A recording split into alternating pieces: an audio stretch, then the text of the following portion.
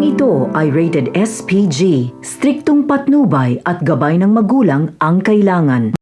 Siguro nga si Rigor na may anomalyang nangyayari sa hanay ng mga namumuno sa Bilibid sa pangunguna ni Espinas at gagawin niya ang lahat upang mapatunayan kay Colonel Suarez na tama ang kanyang mga sinasabi. Dito nga ay walang kaalam-alam si Rigor na bantay sarado pala ni Balatukan ang lahat ng kilos at galaw niya dahil sa utos nga ni Chief Espinas na maghanap ng butas patungkol kay Rigor.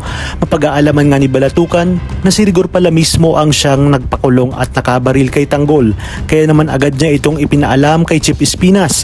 Sa pagdating naman ni Olga sa Bilibid ay makikita niya rin si Rigor na nagmamasid-masid sa labas ng koreksyonal, kaya naman sa likurang bahagi siya dadaan kung saan din nga hindi alam ni Olga na paparating din doon si Ramon at si Birino, kung kaya't makikita nila ang mismong pagbaba ni Olga sa sasakyan kasama ng kanyang mga tao.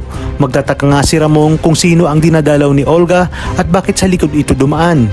At dahil dati ring nakulong si Ramon sa loob ng Bilibid ay malawak nga ang kanyang koneksyon lalong-lalo na kay Chief Espinas. Bago nga pumunta si Ramon ay naitawag niya na ito kay Espinas dahil sa kagustuhan niya ngang makita ang Tanggol na nabanggit ng mag-asawang Marsing at Nita. Kaya naman mas lalo siyang kinutuban na marahil may katarantaduhang ginagawa si Olga.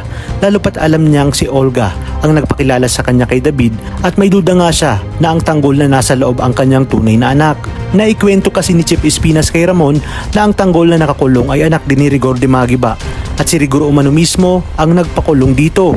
Ngunit nangangamba si Ramon na kung sakaling mapatunayan niya na anak niya ang Tanggol na nasa loob ay baka hindi siya nito mapatawad. Kaya naman hindi na sila nagdalawang isip at agad na sinundan si Olga. Maririnig ni Ramon at si Birino ang pag-uusap ni na Olga at Balatukan. Malinaw na sinabi ni Olga na siya mismo ang kakaladkad kay Tanggol upang mailabas dahil itinakda na umano ang katapusan nito. Kaya naman dito na magsasalita at lalabas si Ramon, sabay tanong kung sino umanong Tanggol ang gusto nitong paghigantihan at patayin. Putlang-putla naman si Olga nang makita niya si Ramon dahil hindi niya inaasahan na nasundan pala siya nito. Dagdag pa nga ni Ramon na sa oras na mapatunayan niya na anak niya nga ang Tanggol na nasa loob at tinatarantado siya ni Olga at David ay tutuparin niya ang mga binitawan niyang salita dati na ililibing niya ng buhay ang dalawa.